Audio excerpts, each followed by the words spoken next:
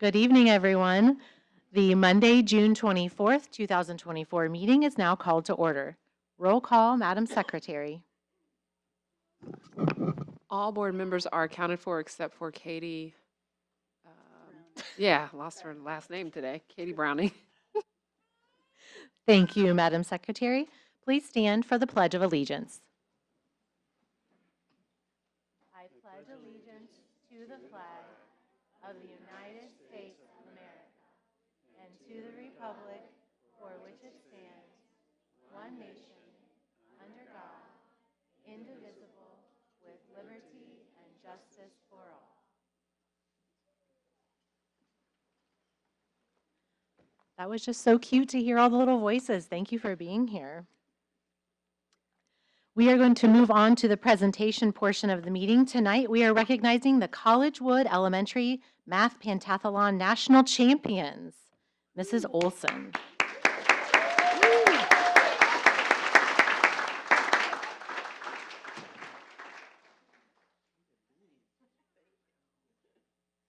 All right, thank you so much. Thank you to our school board and to our distinguished guests who all came this evening, our families and their parents and guardians, to bring out our second consecutive national championship math pentathlon team. So congratulations on 2 years running.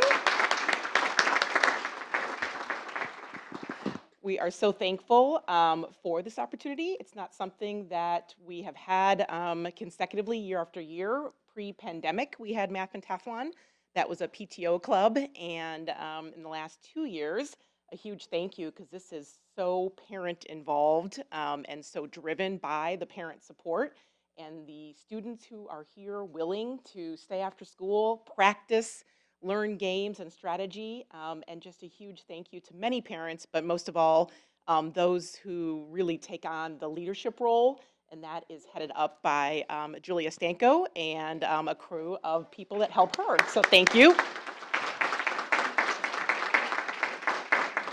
And I have a few statistics here that they shared with me. So not only is our second year national grand champion, we had 78 children total.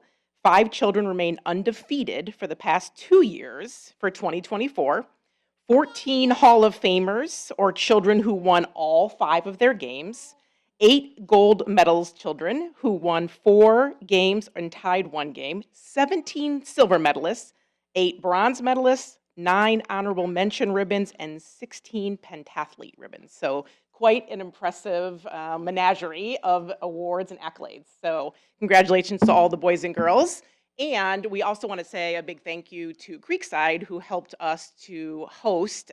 They opened their doors so that the Math Pentathlon Institute could host 2 of the 3 divisions that we compete in and bring that actual competition to Carmel. So that was exciting this year as well. So this year we are going to, because you can see we have a lot of people and not even everybody's here because it's summer. So we're just appreciative of this honor and getting a chance to come to the Educational Services Center this evening. But we are going to bring up by division. So we have 3 divisions that we compete in. We will start with our first division. So our K1 students who are in Division 1, if you are a pentathlete, will you please come up and make your way here in front of the school board and our go ahead and head on up if you are a K1. So these are our kindergartners and first graders that, yep, we're just going to take these and hand them out. So we're going to bring up our K1s, and at the end, we're going to take a big picture. So these are our kindergartners and first graders who all went, and many of them are wearing their medals and all of their goodies.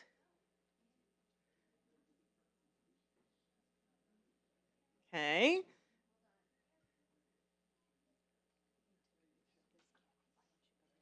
Oh, are you sure? Okay. So we have their certificates for them from the school board.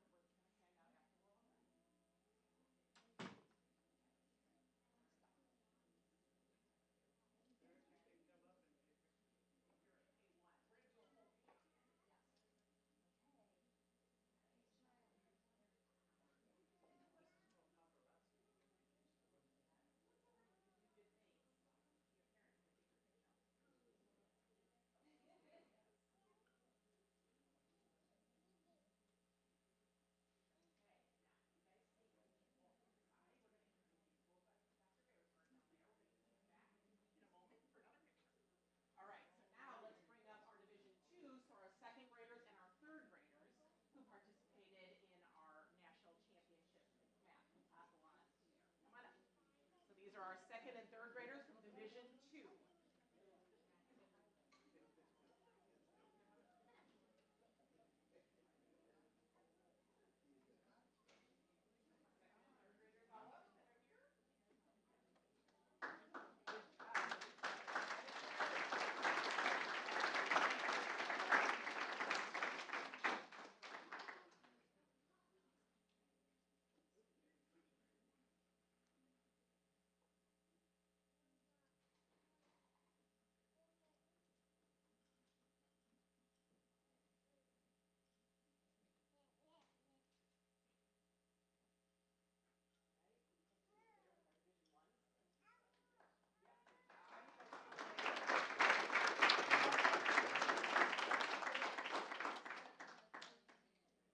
And then we have our, oh, you're scooting them this way? Okay. This is what happens when you have this many kids that love math, which we love. All right, and then our Division 3, so our fourth and fifth graders, a few of these who have been on the last 2 years, many of these have been on the last 2 years, but our fourth and fifth graders from Division 3, you'll come on up. Yep.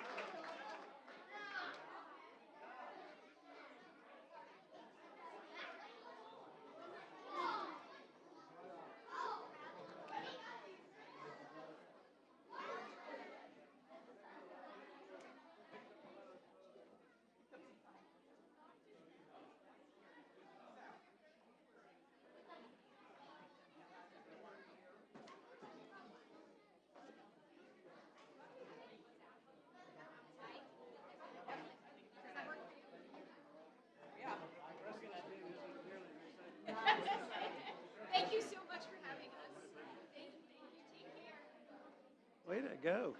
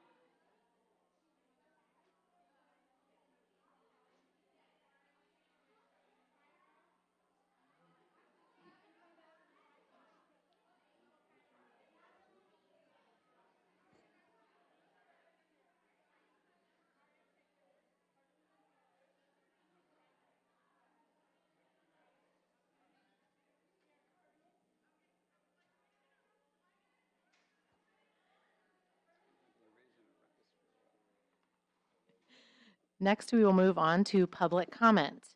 Per board bylaw, speakers will be placed in different groups. However, today we only have one public comment, so we won't need to do that. As a reminder, participants must be recognized by the presiding officer and must preface their comments by an announcement of their name and group affiliation, if applicable. Comments may not reference specific corporation employees, patrons, or students. Comments shall be directed at the board. No person may address or question individual board members. The school board will not act on or respond to questions or comments made during public comment, but will take them under advisement. And remember, for this, you have 3 minutes to speak.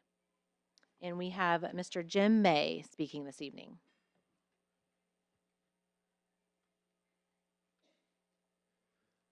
Yes, hi, I'm Jim May. I'm a parent with 2 kids at Woodbrook Elementary. I am not somebody who's quick to change my opinion on a given issue, but I'm always eager to. And if there's data presented that shows something I believe is off, I want to know about it so that I can adjust and have a more accurate opinion of the issue and of the world at large. So during the last board meeting, I was very interested in the mention of the National Institute of Health review of studies dealing with the harm that pornographic material can cause to minors. After that meeting, I reached out directly to the team of PhDs who authored the review. I explained the context in which their research was referenced and asked if, based on their findings, we should be concerned with high school-age students reading books such as All Boys Aren't Blue. One of them responded on behalf of the team, copying the rest of them. I can't fit their full comments in 3 minutes, but I would like to read a few portions of those. These are direct quotes from the NIH research team that was cited in the previous meeting. I have reviewed the contentious scenes in All Boys Aren't Blue. This book would not have met the inclusion criteria for our review and would not be considered pornography in our study. Our work has been misinterpreted by your board member. The evidence which our review contributes to shows that it is frequent, repeated exposure to online pornography, which is associated with harmful behaviors. We know that by age 13, the majority of teenagers view online pornography, despite it being banned/illegal to view for people aged under 18 years.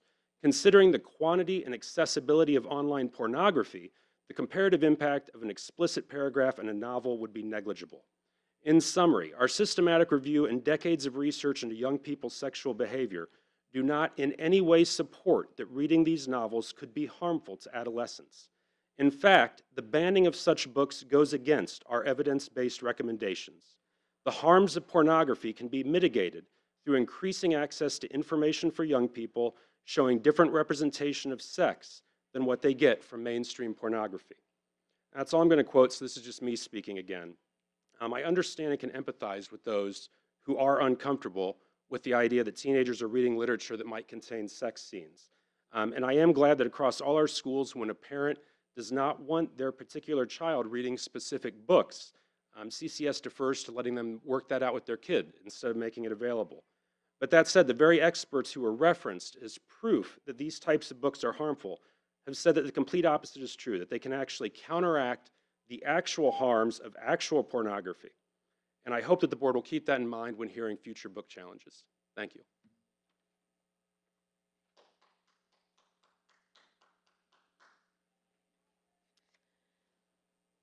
Next on our agenda is consent.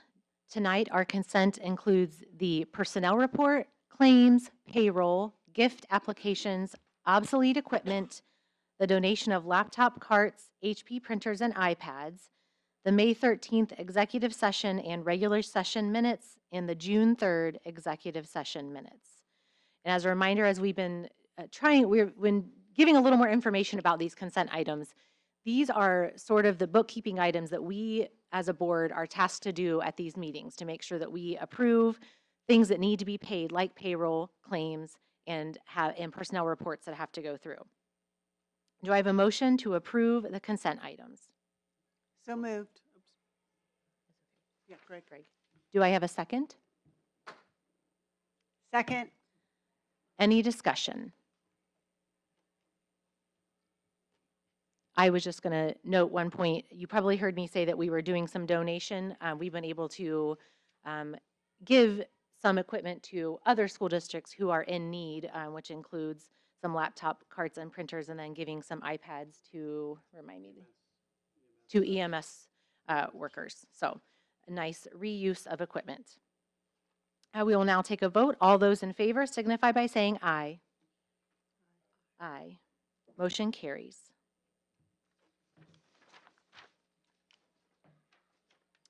We will move on to the action items. Our first action item this evening is the World Language Materials Adoption. Dr. Dudley. Thank you. So this evening, I bring to the board materials recommending to adopt for 2 courses. The one course, as you will recall, is a new course. We will be teaching Arabic and Arabic for heritage learners at our high school. These adoption items came in later because first we needed to secure a teacher, an Arabic teacher. So we hired an Arabic teacher. And so these are books that she is recommending that we use in the course for Arabic, and that has been reviewed by a small committee at the high school, including the department chair for world language as well. And then the other course that I am recommending adoption for is books for our Spanish of heritage speakers. And this is a course that we started last year. Last year, we paused on adopting materials for this book. We wanted to have the course. They used a variety of online materials for that, and they feel as if now, after a year under their belt, they wanted to adopt these books. And again, these books were reviewed by the committee at the high school, including the World Language Department Chair. So these items I'm recommending to be adopted for use in the Arabic course and the Spanish course. Thank you, Dr. Dudley. May I have a motion to approve the World Language Materials Adoption? So moved. May I have a second? Second. Thank you. Any discussion? Seeing none, we will now take a vote. All in favor signify by saying aye. Aye. Motion carries. Our next action item is the bid award for the Carmel High School Freshman Center cooling tower replacement. That's a mouthful. Mr. McMichael. Thank you. Yes, this is a replacement of the cooling tower in the Freshman Center. It's about 20 years old. It's just reached its useful life, and so it needs to be replaced.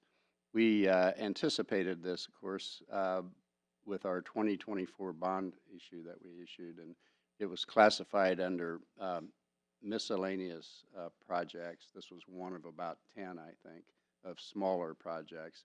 This one was the largest by far of the 10, and others were, repair of curbs and some things like that. And so it's will be funded from our bond issue. Thank you. May I have a motion to approve the bid award for the Carmel High School Freshman Center cooling tower replacement? Thank you, Greg. May I have a second?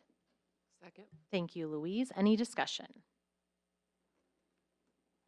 I'll go down the line. Jennifer? Louise? I know, I'm doing my line thing. Okay, Greg? Yeah, just a clarification. So this is a budgeted project. Yes, absolutely. I wasn't clear on that earlier. I saw your email just later, Yes. but Yeah. good. That's good that you were able to plan for that, knowing that just the age of it. So Yeah, and you may remember another related really is we're doing the mid-cycle project for the freshman center. So this really coincides with that. Typically, when we're talking about mid-cycle, we're focused on finishes in the building, which is what we're doing. We're replacing those finishes in the freshman center. As I said, they're approaching 20 years old, and this happens to be a mechanical piece that also needs replaced in that. And we try to, keep it as much in the, as a group of projects as possible. Right, thank you. We will now take a vote. All in favor signify by saying aye. Aye, motion carries. Our next action item is the change orders for the Carmel High School natatorium addition and existing natatorium renovations. Mr. Michael again. Thank you. Most of this change order, which is just under $38,458 to be exact, most of this has to do with we had to choose different heat exchangers because the ones that were originally bid, the manufacturer went out of business. So we had to choose a different heat exchanger, and that's about 33,000 of this total. And again, this is a part of a bond project. Thank you. May I have a motion to approve the change orders for the Carmel High School natatorium addition and existing natatorium renovations? Thank you, Jennifer. May I have a second? Second. Thank you, Louise. Any discussion? Jennifer? So Wanted to take this opportunity to give a shout out to our amazing Carmel swimmers. And so glad that we're taking good care of them and making sure that our facilities are worthy of their great swimming skills. Thank you, Roger. Thank you. Greg? So this is within a contingency budget we It had for the is. project. So Yes, we budget about 4% in total depending on the project. A little bit more than that if it's like a renovation project because there can be more unknowns than like new construction. We put 3% with each contractor, and then so for smaller changes, they already have an allowance for those. And if it's a larger item, then they'll come as a change order. And but so overall, it's about 4%, and it's really 4% of the entire bond issue, not necessarily just a project within that bond issue. So to answer your question, this is a part of what we anticipate.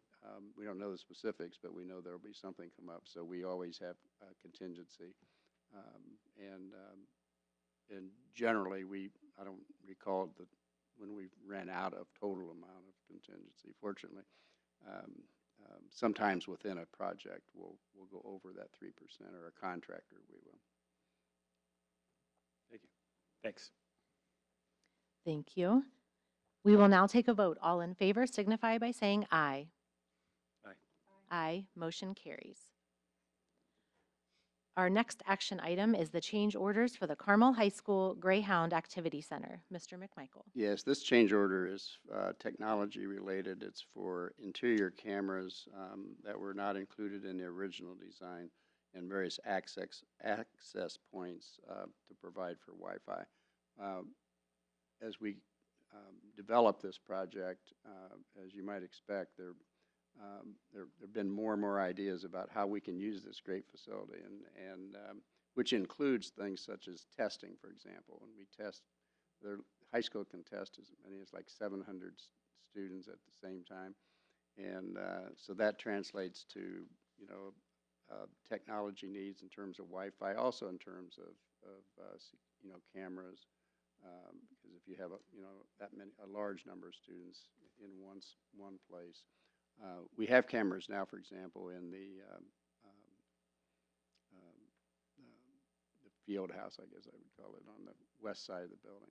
And they do a lot of the testing there, but they also do testing in other places because they're doing it at the same time.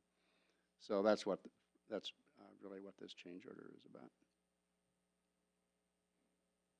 Thank you. May I have a motion to approve the change orders for the Carmel High School Greyhound Activity Center? So moved.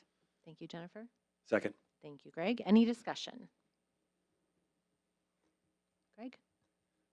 So again, this, this is within the contingency budget for the project. It is, yes. Thank you. We will take a vote now. All in favor signify by saying aye. Aye. Aye. Motion carries. Our last action item today is the change orders for the Carmel High School Polytech addition. Mr. McMichael. Yes, this change order is for something called a BMP. And if you're like me, you would have no idea what that is. But it's actually a large device or unit that is meant to capture stormwater and the resulting sediment. The project had one in it, but when we got to approvals at the city level, they're requiring two of them, and it keeps the waterway clean and keeps the sediment and dirt out of the water system. So that's really what this change order is about, and it was something that was required after we had awarded bids and so forth. Thank you, Mr. McMichael. May I have a motion to approve the change orders for the Carmel High School Polytech addition? So moved. Thank you, Greg. May I have a second? Second. Thank you, Louise. Any discussion? Greg? Yeah, same question, just, Yep, we talked earlier on an email, this is within contingency, and, it is. okay. It's just, we see these amounts there, it's a lot of money, Yes. and, but it's relative, but the good thing is that you're planning for the unknown. We are, as I said, if it weren't within the contingency, we'd be having that conversation because that would suggest we don't have the money to pay for it. And so fortunately, we do, and we, as you said, we do anticipate some, changes that typically we could not foresee at the time of the project. Great, thank you. We will now take a vote. All in favor signify by saying aye. Aye. Aye. Motion carries. Next on our agenda is reports. We will begin with a student data report. Dr. Dudley. Thank you. So this evening, I'm going to share some proposed changes to the Indiana graduation requirements that the Indiana Department of Education is suggesting in response to recent legislation. And just as a caveat before I start my presentation, all of the information in this presentation is subject to possible changes until the State Board of Education acts on the final ruling, which is anticipated in the late fall of this year. So this information are all proposed. This is proposed by the Indiana Department of Education, and it may change based on feedback. Some of those changes I'll share in our presentation this evening. And then at the end of the presentation, there will be a QR code, and this will go out as well to the public, where anybody can share any feedback that they might have with the Indiana Department of Education on these proposed changes, so they can give their feedback where the Indiana Department of Education is collecting that feedback. So in reference to House Enrolled Act 1243, this one thing in this legislation calls for the sunset of our current graduation requirements by 2028. And you may recall, or you may not, but you may recall in 2023, Indiana changed their graduation requirements. So just 2 years ago, we've been in the new graduation requirements. So those changes to those graduation requirements back in 2023, and that started with the class of 2023, not only did they need to earn a Core 40 diploma, But they also needed to show competencies in 2 other areas. So they needed to demonstrate employability skills, and this demonstration could be through work-based learning. This demonstration could be through project-based learning, where they're in their coursework, where they develop a project, where they're solving a problem. And it also could be in with service learning. That's demonstrating that employability skill. So that was another bucket. And if you recall, when we talked about those changes, we talked about them as buckets. They had to first get the Core 40 diploma. The second bucket was they had to demonstrate employability skills. And then they also needed to demonstrate post-secondary competencies in one way. So they could demonstrate this by earning an honors diploma, either an academic honors diploma or a technical honors diploma. They could demonstrate the post-secondary competency by a qualifying score on ACT or SAT or ASVAB, which ASVAB is the assessment that students take when they might be enlisting in the military. They also could demonstrate that competency by earning a state or industry credential or a certificate, such as a CNA, a Certified Nursing Assistant credential, or an EMT, or a Microsoft Office Systems credential. They could also complete a career and technical education pathway. So they complete a series of courses. Like, for example, one of our pathways is educational professions, where they take the introduction, they take concentrator A, concentrator B, and they might also take a capstone. But taking those courses and completing that pathway is another way to demonstrate their post-secondary competency. And they also could demonstrate it by taking at least 3 AP, IB, or dual credit courses and successfully completing the courses, and also then successfully completing the assessment, so the AP assessment or the IB assessment that goes along with those courses. So those were the ways that they could fill that bucket 3. Those were the changes back in 2023. Now I'll share with you what the state is proposing for the new changes. And these new changes would start with the graduating class of 2029. So those are our students that will be this coming school year. They will be 8th grade students. And this would be their requirements that they would have to fulfill in order to graduate from an Indiana high school. So a couple of the things that the state was looking to achieve by making these changes is they wanted to prioritize access to experiential or work-based learning types of experiences for students while they were still in high school.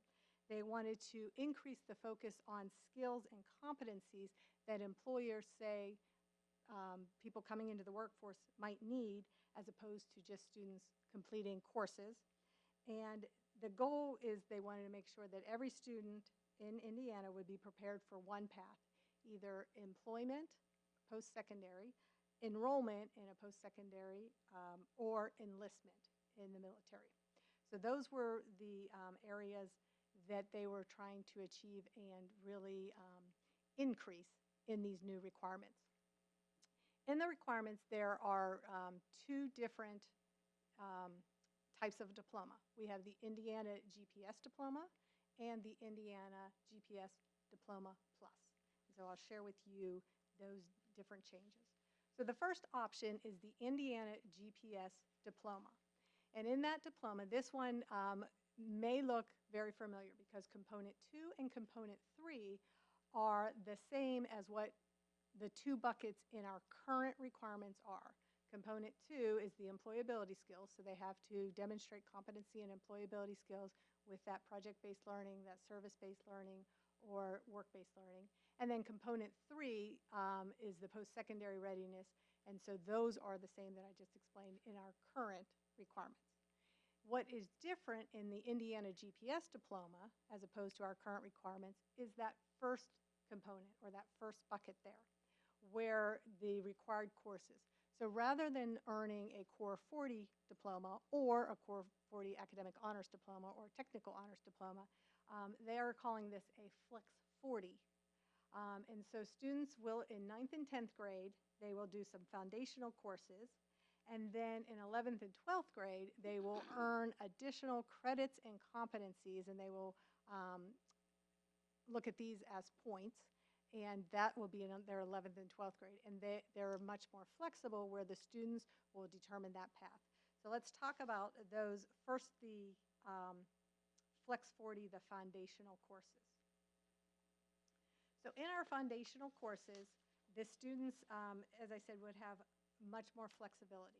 The first piece that they have is they have the 20 credits that, or 20 credits the students would receive in 9th and 10th grade, or would need to earn in 9th and 10th grade. And so those credits are based on a variety of areas. So the first one is the academic mastery, which consists of 12 credits. So in the proposed changes, all students would need to take English 9, which is a required course right now, and then they also would need to take 2 additional English credits. So a credit is a semester 1, semester 2 class. So English 9 students take English 9-1, English 9-2, which they get 2 credits for the year-long course. So students would need to be required to take 1 additional English in 9th and 10th grade. That's similar to now. They take an English class in 9th grade. They take an English class in 10th grade. That is very similar. The difference is now they take English 9, and most students take English 10 in 10th grade. They could take other choices. Now it just needs to be another English class in 10th grade. In math, they need to do 4 credits in math. All students will be required to take Algebra 1, which is a requirement now. And then they would need to take 2 additional math credits. Right now, students are required to take Algebra 1, Geometry, Algebra 2, and then they take a 4th math course. Many students take pre-calc trigonometry. They may take another math course, but they are required to take 4 years of math. In 9th and 10th grade here, they would be required to take 2 courses, but they're not required to take the geometry or Algebra 2. They have some more flexibility in there. And then also in the academic mastery, they are required to take 4 science credits. So the 4 science credits right now, they are required to take biology, and then they are required in a later year to take physical science. Here, they can take any 4 science credits. There's no requirement of the biology in these proposed changes. So that is the first area in the foundational knowledge skills, those 12 credits. Then the second area is the career and post-secondary readiness. So this component is made up of 2 different areas. One is a course, the Preparing for College and Careers, and the DOE is suggesting that students actually take this course in middle school. But students would be required to take this course. It would be a 1-credit course. And then they would have to be successful in 3 out of the 4 competencies under this area. So that might be a career aptitude test. They may take some career aptitude to look at what they might be interested. They might do a job shadowing or a skills boot camp. They might attend a college or a job fair, or they may take 1 dual credit. So that they need to do 3 out of the 4 competencies in that area. The next area is the communication and collaboration area. And in here they have 4 credits plus a competency mastery. In the 4 credits are the 4 English credits. They're the same as the 4 English credits that are in the academic mastery in the bucket 1.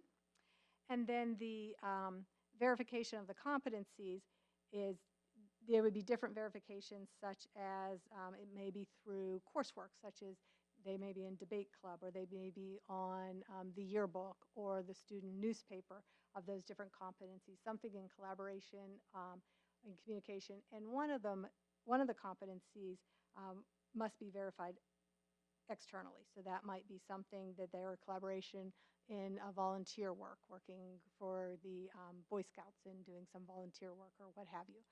That's another area in that collaboration and communication competency.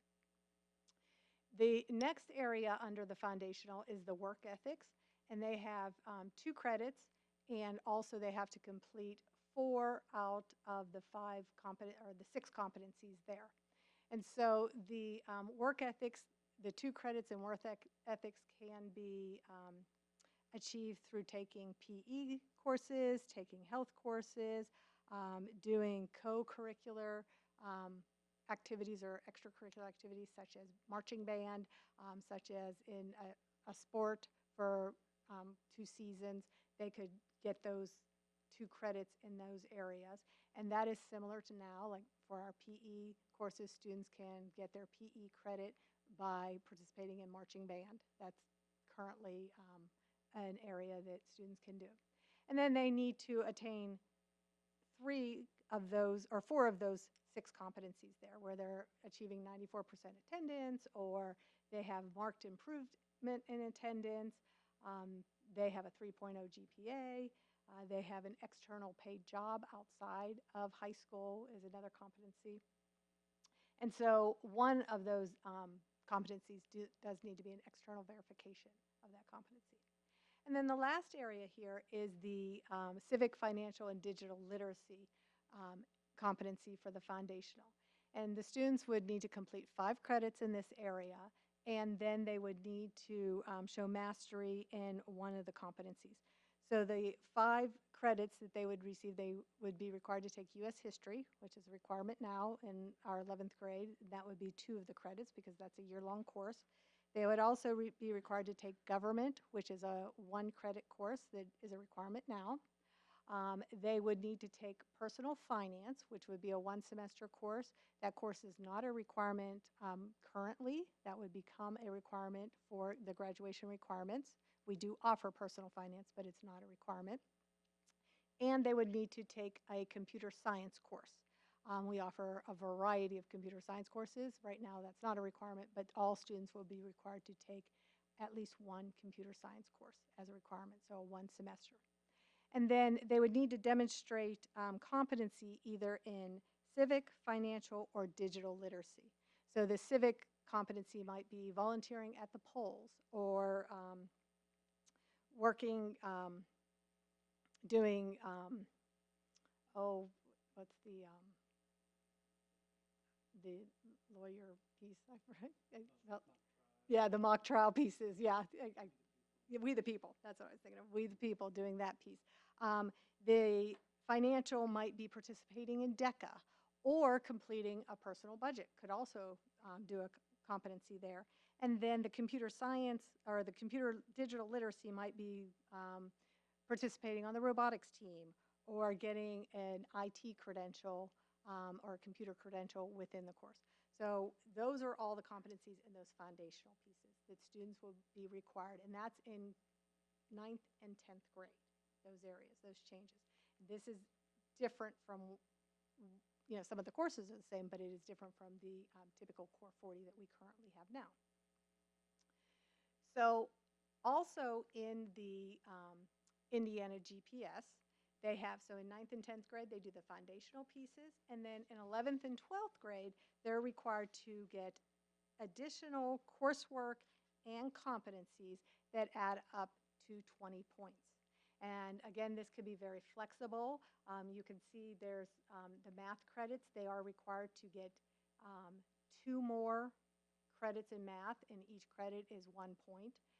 The English credit, they are required to get 4 more credits, and each one again is 1 point. Science, they can get 1 point for each course. There's no requirement for the science or social studies, world language. They're all options where they can get points for, but there's no requirements for those areas. Also, the fine and creative arts, again, they can get points for in those areas. And other elective courses, the world language, work-based learning. They can get additional points if they take a dual credit course. So if they take one of like our W131 course, which is a dual credit course with Indiana University, not only would they get the English credit, they'd get 2 points for the English credit, and then they get 2 more points because it's a dual credit for each semester, so they'd get a total of 4 points. So encouraging kids to take those higher level courses. Also the same for our AP courses. They also would get 3 points if they got a qualifying readiness score on SAT or ACT.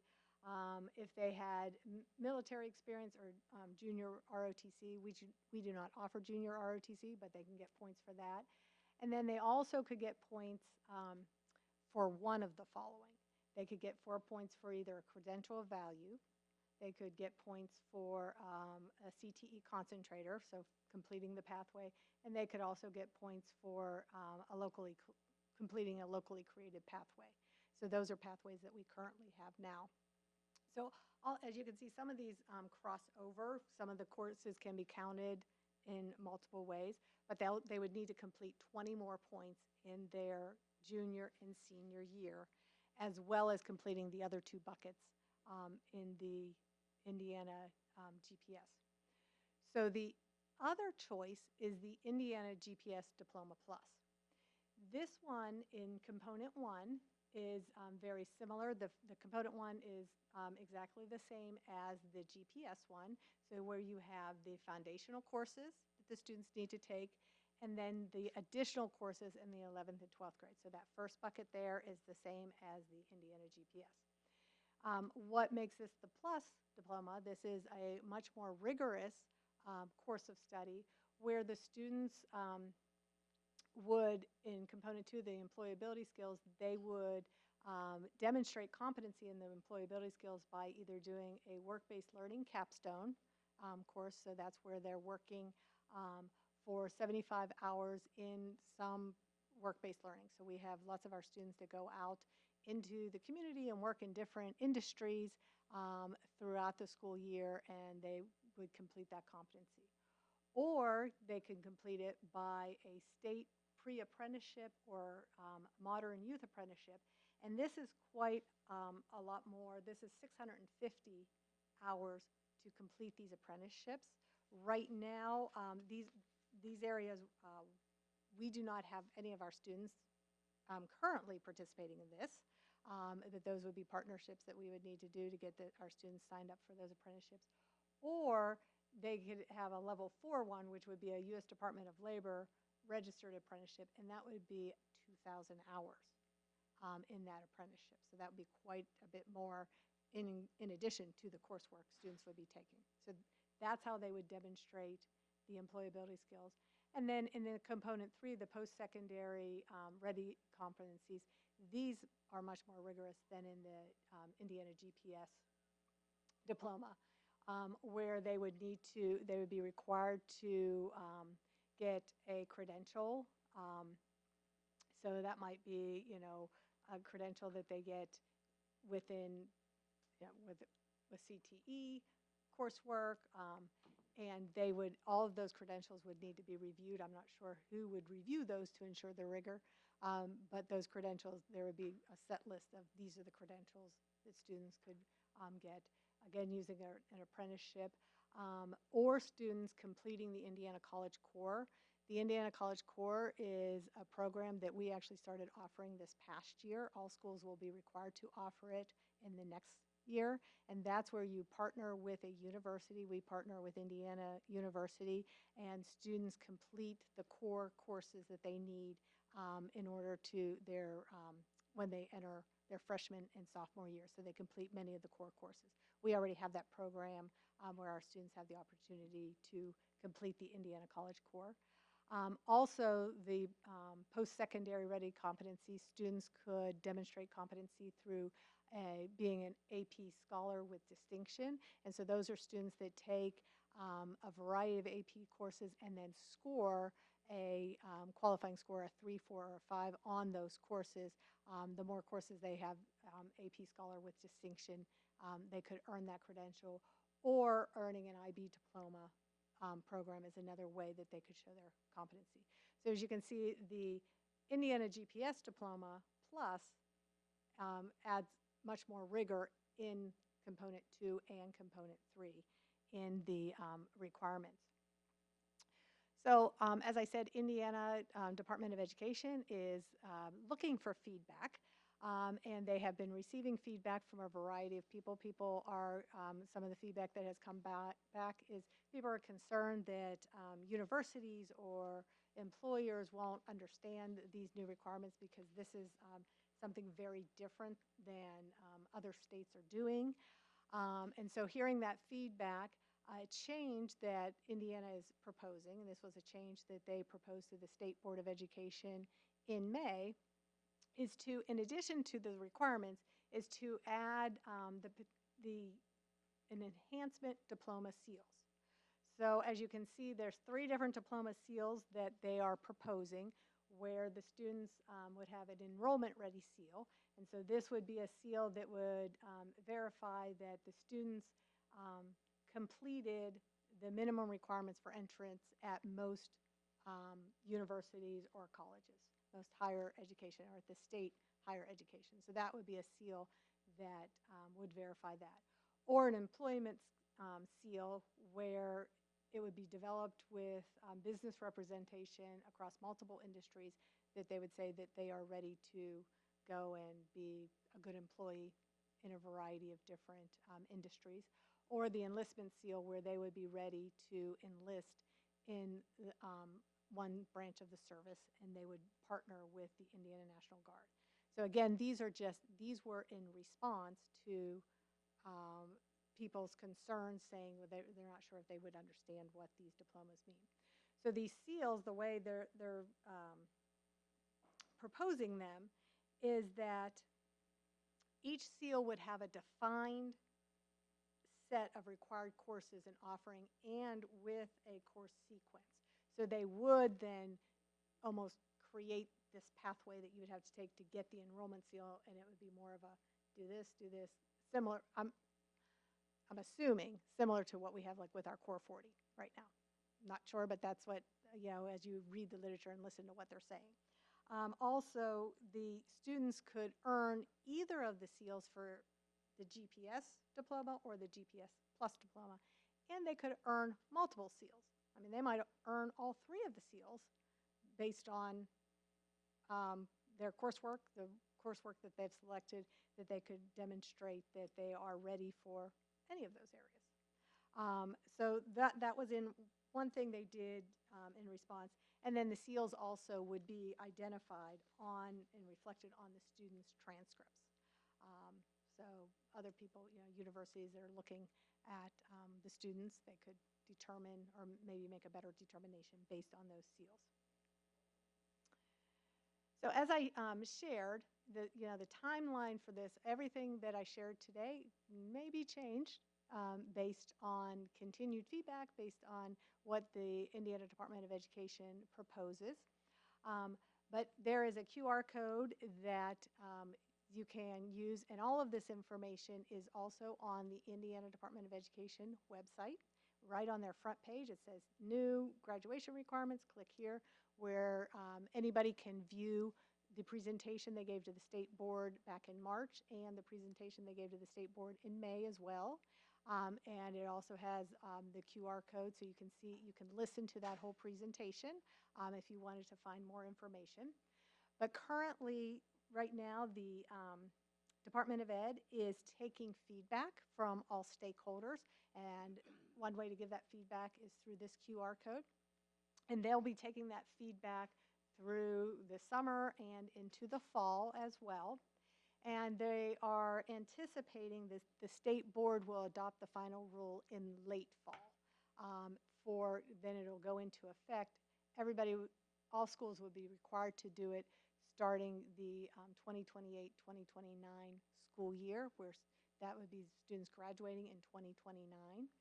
So in reality, the state board would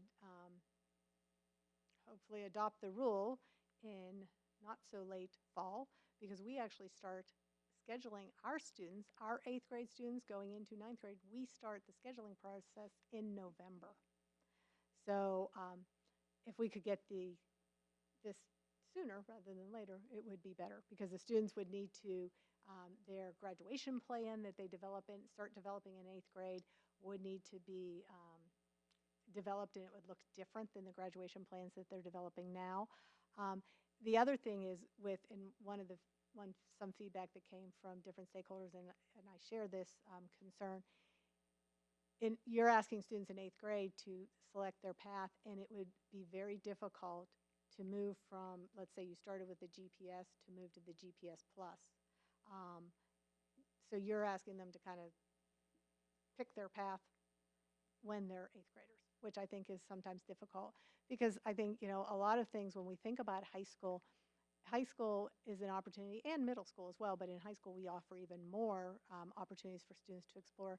They have the opportunity to determine what things might interest them, and also they determine what things they thought they were interested in. They take a course and decide, ooh, yeah, that's not for me. You know, I was talking to a student where he said he wanted to be an engineer. He really thought engineering was for him. And he took a couple of our Project Lead the Way engineering courses, and he was like, oh no, I'm not interested in that at all. And he actually went not in a completely different pathway, but he really moved into architecture. But it was way better that he found that out in high school before he went to Rose Holman and paid a lot of money to determine that, ooh, I don't want to be an engineer. That's not the area I want to go into. So that is a little bit of a concern where we're asking students to kind of chart their course in eighth grade. And right now, our students do make a graduation plan, but they have the flexibility to change that throughout the year, and throughout the years in high school. And I think this would be hard for them to maneuver that. So with that, what questions might you have? Thank you, Dr. Dudley. Kind of go down the line. Jennifer? Thank you. It seems that many of those verifications would be extremely subjective and may not translate well depending on where a student may look to go to college. That would be a concern, and it's hard to know in eighth grade where you might want to go. I know from my own kids, it changed so dramatically as we went and looked at schools. It seems not having some of the requirements would then limit the schools they were possibly able to attend, because if you're not mandating geometry and a school has that as an entrance requirement, or the foreign language components. So are they taking that into consideration? Because I know many students, as they learn about different schools, they want to go other places. Right.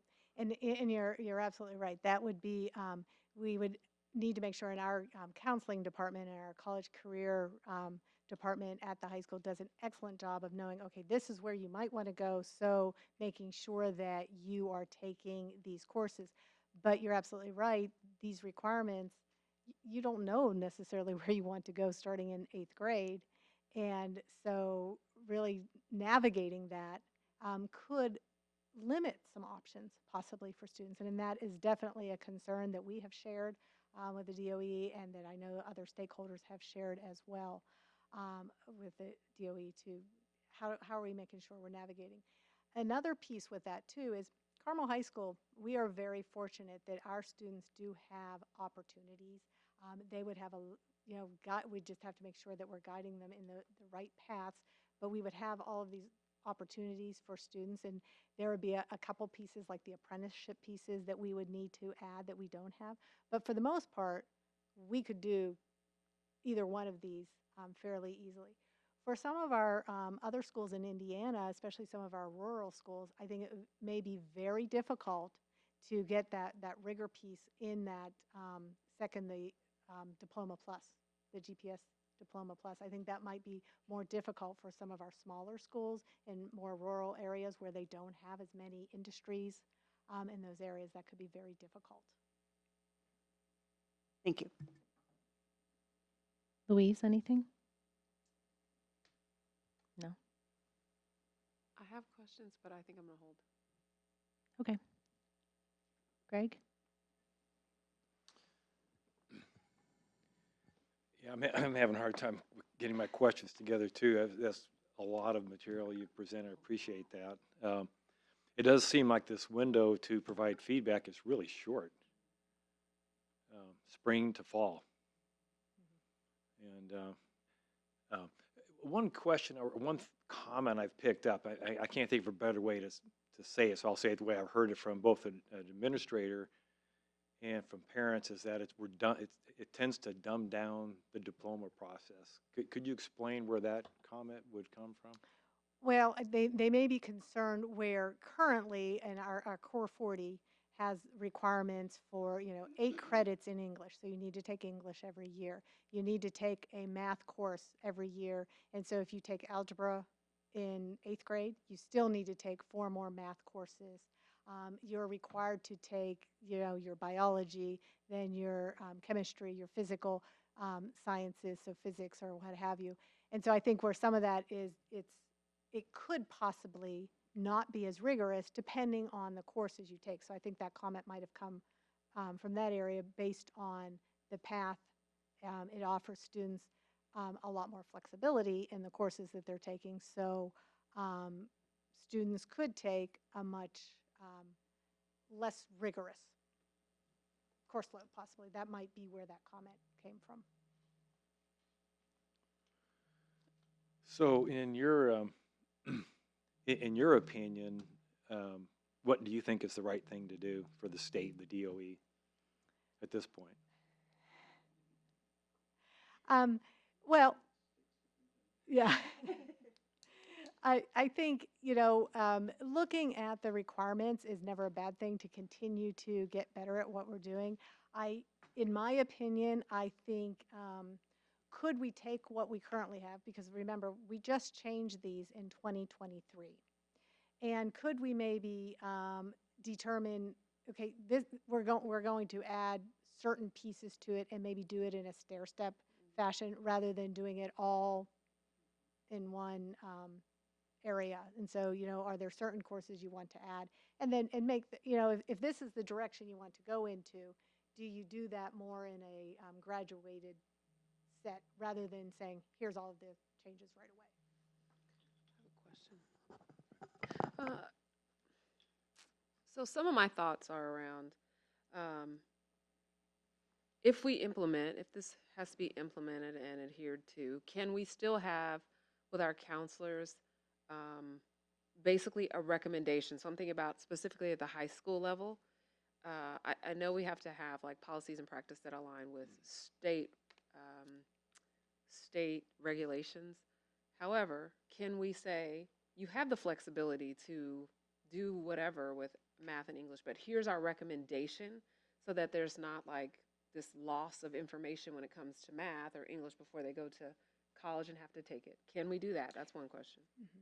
So, and I think the state, when they proposed these seals, where they would have that required, so if you are on the enrollment ready seal, my assumption would be that they would be looking at making sure you're taking the 4 years of English, taking the 4 years of math, similar to what you're doing, looking at that academic honors diploma or that technical honors diploma, because this would be that required piece.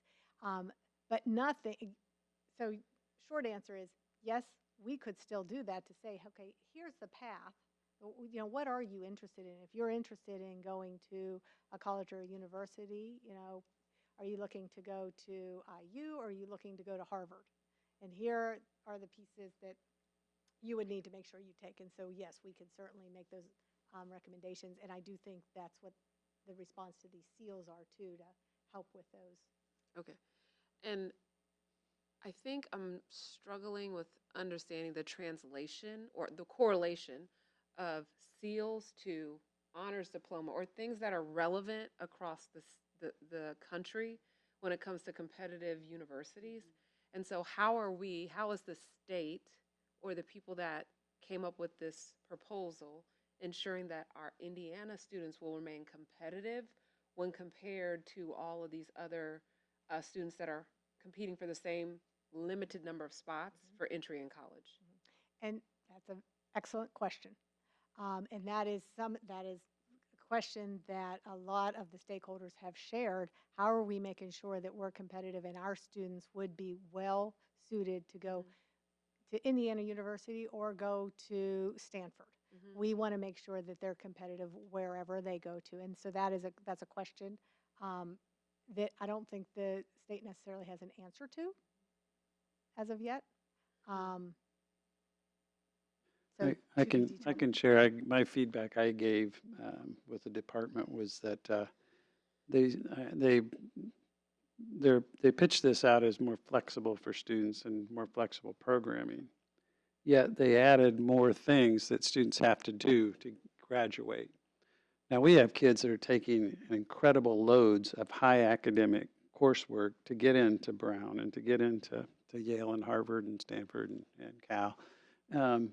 They now will have to do more things because they have to, get all the little yellow boxes. So my comment back then was, well, you're doing a lot of flexibility on the low end. What about flexibility on the high end? Because I've got people we have students that will not do an academic honors diploma because they want to take more challenging classes and they don't have room in their schedule. So they'll forego this academic honors diploma so that they can take more challenging coursework.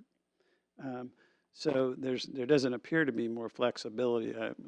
Amy made me laugh because she said, we have the core 40 and then we now have personal finance and we're up to Computer like science. we're like at core 42 now. But it doesn't play out that way. But our feedback was that, of course, and then I think somebody touched on who's going to verify this and what are the rules going to be. So what you're going to have is eighth graders next year are going to fill out their schedules based on that, 9-10 grouping.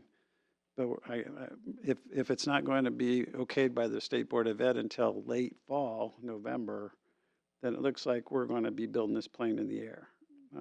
And you talk about school counselors and social work, the people and even our College Career Ready Center, they're going to have to, they'll be learning what the rules are as we go. And so that eighth grade class is going to have a lot of I think a lot of play there where things are going to change rapidly. On the other side of it, we have a very high percentage of kids that go to college. The college requirements to get into those institutions are not changing. This doesn't affect them at all. And so we're still going to have to offer that robust, college classes that they'll need to get in, which is kind of reflected in that early bucket there. So I don't know the impact, what the impact is. It seemed to me the easier thing to do when I'm in conversations with other superintendents is why didn't you just add an apprenticeship career technical diploma that is more flexible than the current ones? And it would have seemed like a simple way to do that, to achieve, I think, what they in the end game want to achieve. But at the same time, we've only been doing this for 3 years with the career pathways, and instead of throwing all that to the wayside and then trying something new. So it will just, we will, of course, keep in tune and we'll report back to you as it goes. But this is going to be a changing story. I can guarantee that. Yes. About the only thing I'm sure of, it's going to change. I had a couple questions, but was everybody else? Yeah, go ahead. Oh, okay. If you think of something after I'm done, you can just, this is a little personal for me because this is my kid, so I'm a little unhappy as a mom. So one of my questions involves, I know that he took a personal finance class in middle school, so now there's going to be one, so I don't know if most of you now in middle school, that middle schoolers are required to take a personal finance class in 7th grade. And so then they'll have to take another one in high school? Correct. Okay. And the other piece with the personal finance class, as you think about it, taking that in 7th grade, it looks very different. Sure.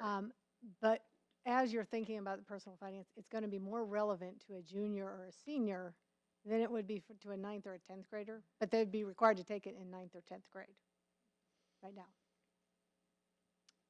Good to know. Is there, and I'm going to look this up, but do you know, just off the top of your head, information or data on, do middle school children have the capability to choose a career path, cognitively, emotionally? So I'm really concerned about that part. I mean, I work with kids, that's what I've done for 21 years of my life, and I don't know many 8th graders that, I wanted to be a fashion designer. I'm shockingly not a fashion designer. I'm a speech therapist. So And that's the thing. We have kids we have students in college that think they want to do something and they change that, and that's where they sometimes spend more time. Like my own daughter did that. She spent a lot of time getting her bachelor's degree because she kept changing her major because she didn't know what career path. My son, he knew exactly his career path in middle school. So, um, can all children are different. They, some know exactly what they want to do, others don't, and others think they know what they want to do, and then that when they get into it, they don't. And so to make it so it's you have to pick then, and it would be difficult to change those areas. I think that it's not, in my opinion, it's not as flexible as it is now. Okay. I had a couple more. And some of these Before you comments I jump also, off of that, though, I think that is the job of the school counselor and the school social worker is that you work with a student and you give them the pathway that has the most options, and then that narrows as you go. The problem is it's going to come at you quicker, I believe, Correct. than it has in the past. So we have had kids, where they hit a barrier, and if they can't push through that struggle, then that's going to limit what the options of what their after high school plans could be. But at the same time, I always say the worst thing that we can do is not get a kid challenged, and give them the support they need to be successful. The second worst thing we can do is not give them appropriate challenge to reach their potential. So there's a balancing act there, but it is going to be tougher on the school counselors for sure. So the next piece, I'm a little concerned about this, in the one piece of the state pretty much requiring a high school child to have a pretty lengthy job. Like the 2,000 hours was a lot. And that it seems to be that they might be relying on small businesses or people in corporations to provide verification of competency. And so what does that, I don't think it seems like they haven't thought through that and what that would look like, whether there be rubrics or what. Right. Exactly. I'm not sure if they have determined that. We're fortunate that we started, our work-based learning this past year. We have 140 students that are participating this past year, and it's going to at least double this next year. And so, we're excited that we have those opportunities, and we've been, we have great people that are out making those connections to the businesses. And we're in Carmel, Indiana, and so we do have a lot of different industry. We have areas where we can pair kids up. But what that competency, how would they verify that? I don't know if that has been all the way thought through. And it's also not just the work-based learning pieces or the apprenticeship pieces, but also just looking at verifying the, I have a job at Target, and, what might that look like? Are they verifying that they come to work on time and they have good attendance? What might it look like? Not sure. But it is, as we think about our students right now, we have, most of our students are very high achieving. They're taking very rigorous courses. They're participating in a variety of extracurricular. I mean, we have students staying up until 2 in the morning, 3 in the morning, just completing their coursework. And then to say you're going to add on top of that, you need to do this work, you need to do this additional work. And, in order to get that GPS plus, we're going to have kids that are going to be burned out before they even graduate. No, agreed. Well, and that goes in with just the last question I had is this comes from the Indiana Department of Education, any specific part of or group? So this would be the Indiana Department of Ed, that they're in response to the legislature. Okay. And so they needed to, in the legislature, they said that in 2028, our current graduation requirements will sunset, and in 2029, there would be new graduation requirements. And so this would be a variety of departments of the Indiana. Are they typically educators? Were they people who were in the classroom? So, well, they got feedback from a variety of stakeholders. So they got when they developed this, they had groups like, they had educators, they had workforce development, they had business leaders, they had a variety, of people giving feedback of what do you need for a graduate. What do we need, looking at the work-based, what are they looking for in a good employee? So they had people from a variety of different industries, or at least that's what they shared. Yeah, just one last one. So is this being modeled after any other state that's done something similar, or are we just trailblazing here? This is trailblazing, according to the Indiana Department of Ed. They are on the cutting edge, as they say. So if you go into the DOE and you watch some of their presentations, they kind of share how they put this together and how they're on that cutting edge, and they're the first to do this. Yes. I will say they do reference some pieces from other states that they're doing, but it's not like this program is being implemented in another state. All right, thank you very much. Thank you. Yeah, poor Mr. McMichael has to go next. He will present the monthly financial update. How about giving Dr. Dudley a hand? How about giving Dr. Dudley a hand for giving such good information? I'd like to change the rotation, please. You always make me follow Dudley. That's not good.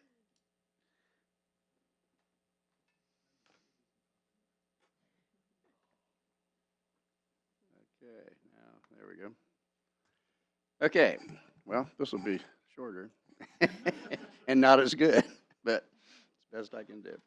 All right, so this is through May, and I'd start by pointing out that, if I can see it, that our cash balance is right at 16 million.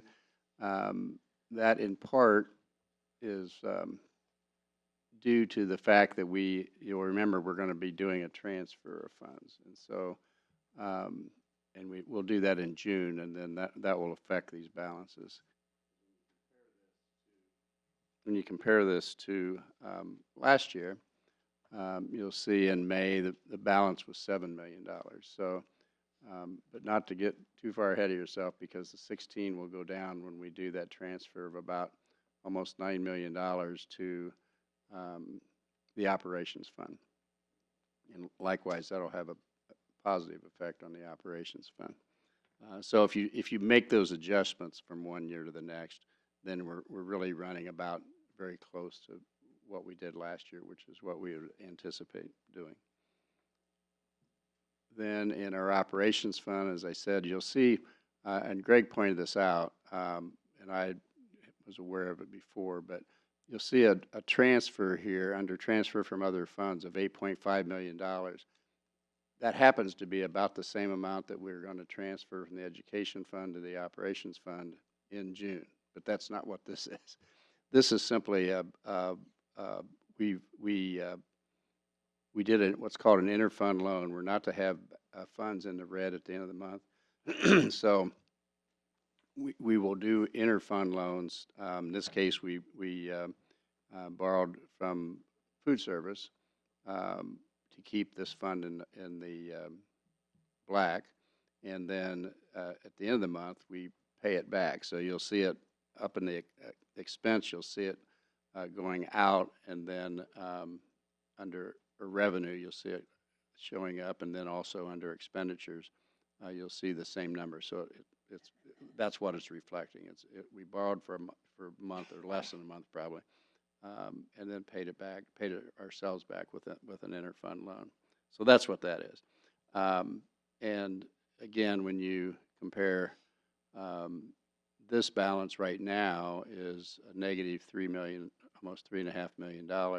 Last year it was a positive $4 million. Once we do that almost $9 million transfer, that will adjust, and then it will be much more comparable. Even though it's the operations fund, it's not as comparable. It'll be much more comparable to the prior year. And then the rainy day fund, there's almost no activity there. You see the $11,000 this year, and that is a continuation of paying for the evaluation program. That's it. So we're in good shape. We're tracking, pretty much right where we would have projected, and we'll be particularly interested, as always, in the June 30th balance. That's our fiscal year. So, so that we particularly compare, where we're at the end of June. Thank you. Anybody have any questions? No, he answered all my questions. All right, our last report with Dr. Beresford will now present the superintendent's report. All right, all I have tonight is a bell ringer. And Jennifer already started by stealing a little bit of my thunder here, but I will tell you that last Wednesday, Dr. Ferris and I and Mr. Inskeep and Todd Crosby, principal at Clay, traveled down to Lucas Oil Stadium to watch the morning session of the Olympic swimming trials. And we saw some current and former Greyhounds. We saw Molly Sweeney, Lindsay Bowen, Kelly Posh, and our current high school junior Alex Shackle compete in the prelims.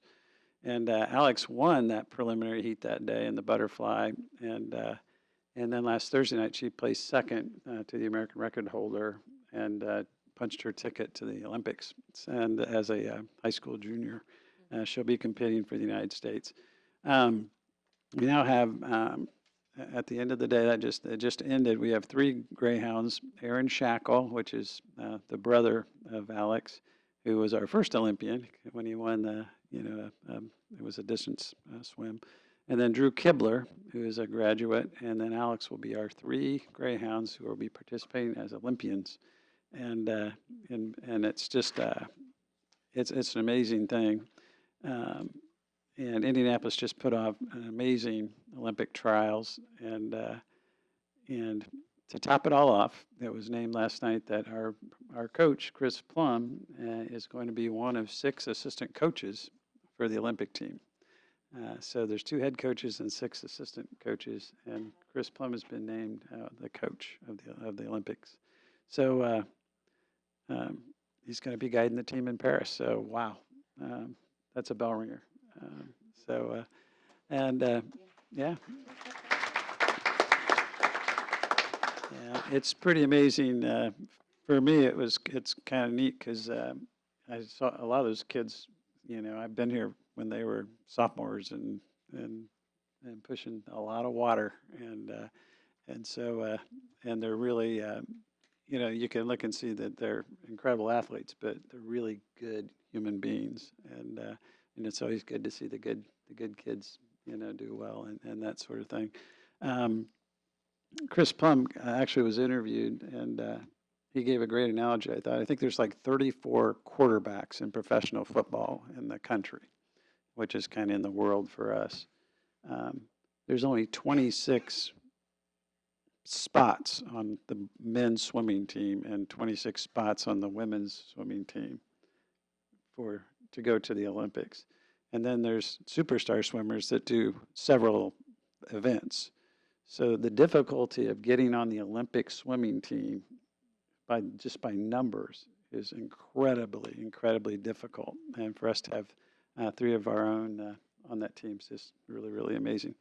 And I want to conclude with a not athletic thing, because you guys have seen me doing, national champs with, the national, our pentathletes, tonight.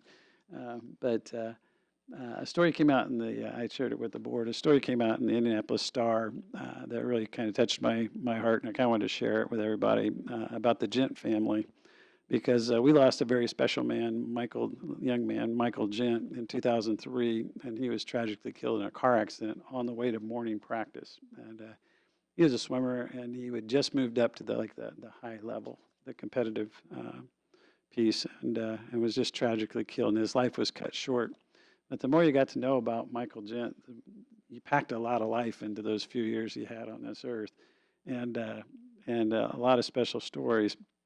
But the piece that was in the paper was really more about how the family was working through, the unbearable grief of losing a child, and with the support of friends and family, including the swim community, and then there was a real focus on therapy dogs, because they had gotten a dog, one of the boys was allergic to dogs, and they found a dog that was like hypoallergenic or not as allergenic, and they got the dogs, and the dogs have really helped them a lot. And it focused mostly on Michael's mom, Renee, who, who talked about a lot how the dogs helped during that time. But her and her therapy dog, Sterling, volunteered at the Olympic trials because there's about 60 dogs that they took in throughout the 10 days. And so athletes could de-stress, have some stress relief, and how dogs do their dog magic, with people that are stressed out, and provide a lot of comfort as well. And so Renee and Sterling had volunteered through the Pause and Think program. If you're aware of Pause and Think, it's a really nice program, and they offer pet therapy and services, schools, libraries, and hospitals, and really anywhere they're needed. And I just wanted to finish with a quote from Renee. It said, "Swimming and dogs were two of Michael's favorite things. So I immediately knew I wanted to be part of this event and give back to all the athletes, but especially to all the local swimmers who rallied around our family when we needed the support. Michael would be so happy that his dogs are providing comfort to others." And so I've said this before, from the dais here, that one of the things that's so special about this community is the way we help one another. And this is just another example of that. And how Sterling and their other dog's name's Bear, and Sterling and Bear did their part to get this family through a really, really tough time. And now they're doing, wonderful things, and really back engaged, and I'm just real happy for them. So with that, I will end my report. Thank you. Thank you. I just have a couple of announcements for tonight. July 4th, all CCS offices and schools are closed for the July 4th holiday. Monday, July 8th, we have a school board special session at 6 p.m. And then Monday, July 22nd, we have our school board regular session at 6 p.m. Coming up fast and only a little over a month as the first days of school, August 1st and 2nd are teacher contract days. Monday, August 5th, our students start their first day of school, and then we have a school board workshop on August 12th. And that is all. May I have a motion to adjourn? May I have a second? Second. Meeting adjourned.